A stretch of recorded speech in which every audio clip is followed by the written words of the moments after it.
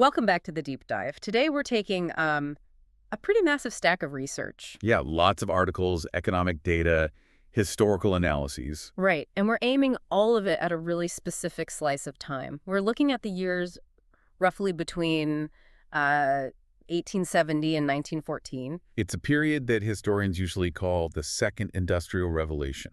which honestly kind of sounds like a bad movie sequel, like Industrial Revolution 2, more soot. It does. It really does. But looking at these sources, that title doesn't do it justice at all. No, I mean, if the first Industrial Revolution was just the pilot episode, this era is the big high-budget blockbuster where the plot actually kicks in. Right, because when I think Industrial Revolution, my brain immediately goes to a very specific, very gray place. Dickens. Exactly. I'm thinking Charles Dickens, Oliver Twist, asking for more gruel, clunky steam engines and these dark textile mills in Manchester. Right, and that is the classic first wave. It was powered by steam, it focused heavily on textiles, and it was very, very British. But the second wave, the one we're discussing today, This is where the whole world essentially goes from black and white to Technicolor. We're moving from iron to steel, from steam to electricity. And we're going from these hyper-local markets to a truly global system. and the mission for this deep dive, for you listening at home, isn't just to list off a bunch of cool 19th century inventions. We really want to figure out how this specific 40-year window didn't just, build more factories, but actually invented the modern lifestyle. Exactly. We're talking about the origins of how you shop, how you eat, how you travel, and ominously, how nations prepare for total war. Yeah, that last part gets pretty heavy. But the sources keep coming back to this one idea, this idea of systems. Systems, yes. Like the first wave was all about making machines, but the second wave was about making the systems that manage the machines. That is the key word right there. Yeah. In the 1870s, you really see the rise of the factory system as the dominant way of life. It's not just a building where people weave cloth anymore. Right. It's the integration of the entire economy. You have machines that are designed specifically to make other machines. Which is just a total brain bender when you think about it. Machines making machines. It's exponential growth. And the sources point to Manchester, England, as the real prototype for this, right? They call it the first true industrial city. Manchester is vital here because it wasn't just a city that happened to have industry. It was a city entirely built by industry. It introduced the concept of the industrial park. Exactly. Yeah. The idea of zoning an entire area just for massive manufacturing. And it pulled these huge demographics off the farms and just packed them into urban centers at a rate the world had literally never seen before. So Manchester sets the stage. But if we really want to understand why this era felt so utterly different, we have to talk about the hardware. The physical materials of the world changed. Yeah, we go from a world built of wood and iron to a world built of steel. And steel is the backbone of this entire era. But we have to clarify, it's not just any steel. Right, because steel had been around for centuries, right? But it was a luxury item. You made a sword out of it, or maybe a really nice knife. You definitely didn't build a bridge out of it. It was just too expensive to make in large quantities. Exactly, until Henry Bessemer came along. The Bessemer process. This is the absolute game changer. Bessemer figures out a way to blast air through molten iron to burn off the impurities. And suddenly, you can mass-produce high-quality steel, and you can do it cheaply. And then later, the Siemens-Martin process makes it even more efficient. Right. Okay, so let's unpack this for a second. Why does cheap steel actually matter to the average person living in, say, 1880? Why is that revolutionary? Well, think about the physical shape of the world around you. Before cheap steel, architecture is severely limited. You can't build a skyscraper with iron. It's too heavy and it's too brittle. It would just collapse under its own weight. Exactly. And you can't build a massive suspension bridge over a really wide river either. But once steel becomes cheap, cities literally start growing upward. This is when you get the very first skyscrapers in Chicago and New York. And transportation totally changes too. Completely changes. Rail lines become safer, they can carry much heavier loads, and ships are a huge deal. Ships move from wood and iron cladding to full steel hulls. Which means they can be bigger. Bigger, much faster, and they can carry massive heavy artillery. Which brings us to the darker side of steel. The sources spend a lot of time on the Krupp family in Germany. And this is just a wild story. Yes, the Cannon Kings. The Cannon Kings. They started making weapons way back in the 1500s, right? They did, but they were a relatively small regional operation for centuries. But in the second wave, the Krupp family in Essen, Germany, Essentially becomes a state within a state. Because Alfred Krupp bets the farm on these new steel He technologies. goes all in. He adopts the Bessemer process very early on. And that bet paid off. Big time. Yeah. By the 1870s, they had completely cornered the market on high-quality steel artillery. Their cannons had better range and much higher accuracy than anything made of bronze or iron. It's so interesting because reading this, it feels like the exact moment where private industry and national security get married. That is a pivotal insight.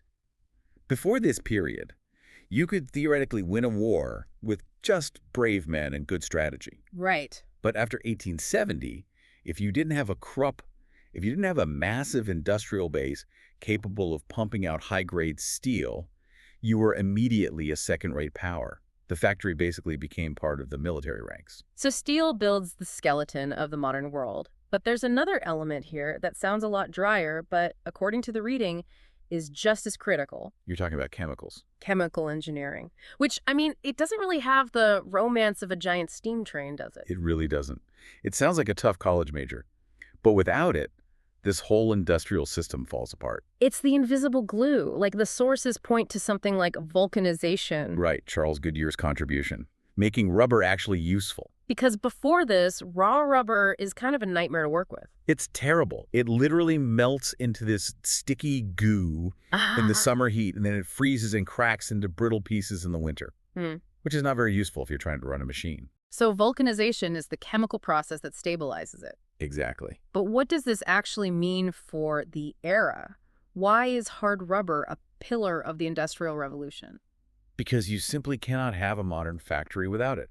Think about it. Machines run on belts, gaskets, hoses. If your belts snap every single time the factory gets too hot, the whole assembly line has to stop. You need durable, flexible rubber to transfer power between the gears. And you definitely can't have electricity without it. Oh, because of insulation. Right. Rubber is the insulator. You can generate all the electrical power you want, but if you can't insulate the copper wires to move that power into people's homes without starting a massive fire, it's totally useless. Chemical engineering literally enabled the electrical age. It did. And speaking of the electrical age, that's the third big shift in the hardware. We go from the steam engine, which is loud, it's dirty, and it has to be tethered to a giant coal pile, to electricity and the internal combustion engine. And electricity fundamentally changed the human concept of time. How so? Well, before the electric light bulb, the factory working day was strictly limited by the sun. I mean, gas lamps existed. They existed, but they were dangerous, they made the rooms incredibly hot, and they were pretty dim. Electricity allowed for the invention of the third shift. Working through the night. Factories could suddenly run 24 hours a day, 7 days a week. It doubled or even tripled productivity simply by conquering the night. And it changed the layout of the cities, too. It allowed for electric streetcars. And this is huge for you to understand if you're looking at how modern life started. Before streetcars, you had to live within walking distance of the factory. Exactly. That's why the slums were so incredibly crowded and built right on top of the smokestacks. Electric streetcars meant the city could finally spread out.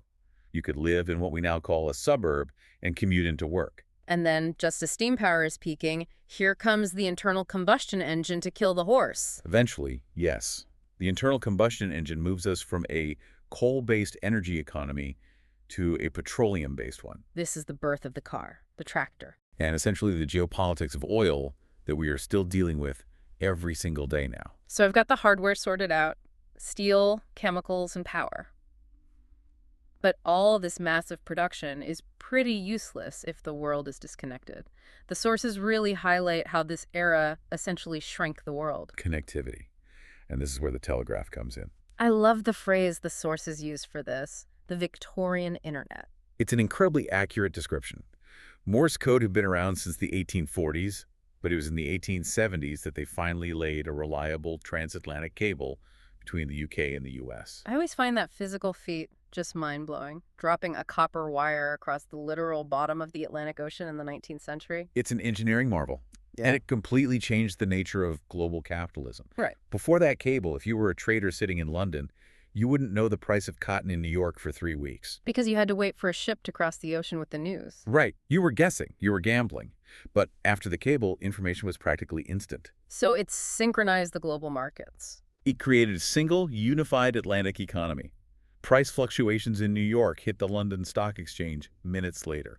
And while the telegraph moved the information, the railroads moved the heavy stuff. The rail networks exploded during this era. They crisscrossed Europe and America. But there's one specific rail innovation in the notes that I think we take for granted every single time we open the fridge. You're talking about the refrigerated rail car. The ice box on wheels. It sounds so incredibly simple. Just put blocks of ice in an insulated train car.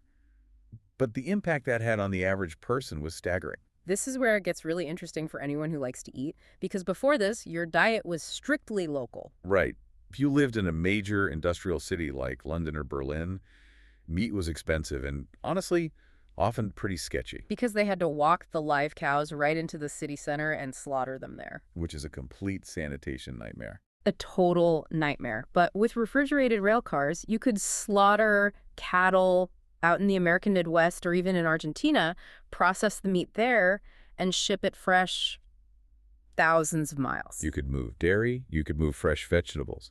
Suddenly, the European and American diet became incredibly diverse and protein-rich. So the overall standard of living goes up. People are healthier, they're growing taller, they're living longer. It fundamentally improved the biological standard of living for the general population. Okay, so we have people eating better, traveling faster, and these factories are pumping out goods at an insane rate. But this creates a totally new problem. Supply starts outpacing demand. Right. If you make 1 million steel widgets, you need 1 million people to actually buy them. And so we enter the age of the consumer. This is the big shift from I am buying this coat because I need it to survive the winter to I am buying this coat because I want it, it looks nice. And to facilitate that new mindset, you see the invention of the department store. Places like Le Bon Marché in Paris or Selfridges in London. The sources describe these places almost like cathedrals. They were absolute destinations. Before this era, if you needed something, you went to a butcher for meat, a tailor for a coat, a carpenter for a chair. It was purely transactional. You went in, got the thing, and left. The department store changed all that by putting it all under one massive, luxurious, brightly lit roof. It made shopping a leisure activity. Especially for middle-class women, right? Yes, very much so. It was one of the very few public places a respectable woman could go completely alone, socialize with friends, and just spend the entire day. It was a safe public space designed specifically for her. And because you have mass production, you might have 50 different factories making the exact same bar of soap. So how do I, as a consumer, know which soap to buy? You don't, unless they tell you. And this is the birth of the modern advertising industry. It's fascinating to think that advertising only exists because we got too good at making things. That's exactly it. Yeah. Companies suddenly had to manufacture demand. They had to find a way to differentiate identical mass-produced products. This is when you start seeing brands essentially creating problems just to sell you the solution. Right. Do you have bad breath? Do you have body odor? Are you feeling tired all the time? Here, buy this specific product to fix it. And people actually had the time to worry about those things because of the rise of the leisure industry. Which, again, is a direct result of industrial efficiency. Better transport and regulated working hours meant people finally had free time.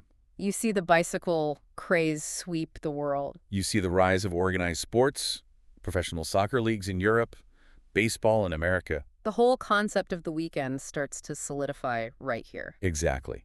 Life wasn't just about grueling work anymore. Life was about enjoyment, movement, and, of course, consumption. But let's not put on the rose-colored glasses just yet. Because while people were shopping in department stores and riding bicycles in the park, the economy itself was actually a total roller coaster. It was incredibly volatile.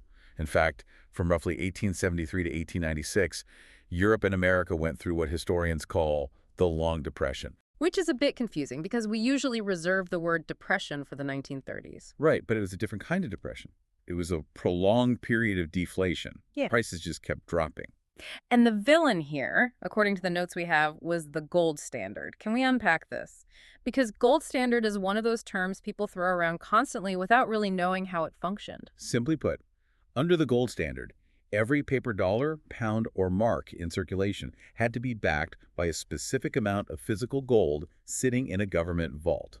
Okay, so the money is literally tied to a shiny rock. Ideally, yes, to keep it stable. But remember, this industrial economy is growing exponentially. We are making millions of new things. We have more people, more global trade, more wages to pay. So we need more money to facilitate all this new activity. But the supply of gold, That is limited by what you can pull out of the ground. You can't just print more gold. So you hit a massive bottleneck, a scarcity of cash. Right? Money itself becomes expensive. Interest rates go way up. People stop borrowing. Businesses can't get loans to expand or even make payroll, so they fail. Unemployment spikes. It was almost a crisis of success. The economy grew much faster than the physical money supply could keep up. So Exactly. how did the big players survive this? If prices are constantly dropping and competition is fierce, how do you stay in business? You stop competing. You cheat. You consolidate. This era is the golden age of monopoly and the cartel. If brutal competition is driving prices down to the point of bankruptcy, the smart move is to just buy out all your competitors. If you own the entire oil industry, like John D. Rockefeller, or the entire steel industry, you set the price. You guarantee your own profit by simply removing the free market. So the consumer loses the benefit of competition, but the massive corporation survives the depression. What about the governments, though? How did nations handle this economic crisis? Well, they panicked. For a few decades prior to this, Europe had been slowly moving toward free trade. Low taxes on imports, open borders for goods. But when the depression hit, They slammed the doors shut. They enacted protective tariffs. which is basically just a tax on foreign stuff to force people to buy local stuff. Precisely. Germany puts a high tariff on Russian grain to protect German farmers. Russia retaliates with a high tariff on German steel. It's a trade war. A massive trade war. And it turned international trade from a cooperative growing system into a zero-sum game. If you are winning, I must be losing. And this idea of national economics leads us directly to the final and maybe most important piece of the puzzle, the rise of a completely new superpower. The German Empire. Or Prussia, as it was before 1871. The sources refer to this as the German model of industrialization. How was it fundamentally different from the British model we saw in the first wave? Britain industrialized from the bottom up. It was inventors, it was entrepreneurs, private capital taking risks. It was chaotic and messy, but very dynamic. And Germany. Germany did it from the top down. The state itself acted as the architect of the economy. It starts with the Zollverein in 1834. The Zollverein is absolutely crucial. Before Germany was even a unified country, it was just this messy patchwork of little independent states and kingdoms. The Zollverein was a customs union that tore down the trade barriers between all those little states. So they basically created an economic country before they created a political country. Exactly. They proved that if you link the economies together first, political unity will naturally follow. But they didn't just open borders internally, they fiercely protected them externally. And here we have to mention the economist Friedrich List. Right. He had this theory about infant industries. Yes, List looked at Britain and said, look, they are way too far ahead. They're the heavyweight champion of the world. If our new German factories step into the ring with them right now, the British will crush us with cheaper goods. So you need to rig the game. Temporarily, yes. He argued for a national system. You use strict tariffs to build a protective wall around your baby factories. Your infant industries. Right. You nurture them, you let them grow strong, dominating the domestic market, and only then do you take down the wall and fight Britain on the global stage. It's like putting a fence around a little sapling so the deer don't eat it until it grows into a massive tree. That's a perfect analogy. And the thing is, it worked incredibly well. Yeah. By 1900, Germany wasn't just catching up to Britain. They were actively surpassing them in steel production, in chemical engineering, in electricity. They used the power of the state to build the industry, and then they used the industry to build the state's military power. It seems like Germany realized earlier than anyone else that raw industrial capacity was the brand new measure of a nation's worth. They absolutely did. They invested heavily in technical education, in science, in research and development. They didn't just sit around waiting for a lone genius to invent something in a garage. They built massive state institutions to actively churn out geniuses. So if we look back at this whole sweeping picture, we've gone from the deafening noise of the Bessemer converters to the silence of the transatlantic telegraph wire. From the luxury of the Parisian department store to the bitter trade wars between empires. It is such a dense, transformative period. But if you really zoom out, the Second Industrial Revolution proved one undeniable fact for you to take away. Industrial power is political power. You cannot separate the factory from the flag anymore. The story of Krupp Steel and the German state shows that to be a great power in the 20th century, you needed a massive state-backed industrial machine. It wasn't just about having a high GDP, it was literally about national survival. And that is the true legacy of this era. It created the specific tools that define the next 100 years of human history. And that brings us to the end of our deep dive. We've seen how this era built the modern world, the good, the bad, and the heavily mechanized. And there's one final thought I want to leave you with before we go. We spend this whole time admiring how the Bessemer process made stronger steel, how the Krupp family perfected artillery, and how the German model built this incredible economic rival to Britain. And all this was done in the name of stability, wealth, and human progress. It was supposed to be the absolute height of civilization. But look at the dates. This period we define today ends in 1914. Just consider this as you go about your day. Did this massive, unprecedented industrial buildup, which was supposed to secure the future, actually provide the exact tools and economic machinery necessary to make the First World War not only possible, but entirely inevitable? Was the catastrophe of 1914 actually the final, ultimate product of the Second Industrial Revolution? That is a heavy thought to end on. It really is. Thanks for listening to the Deep Dive, everyone. We will catch you next time.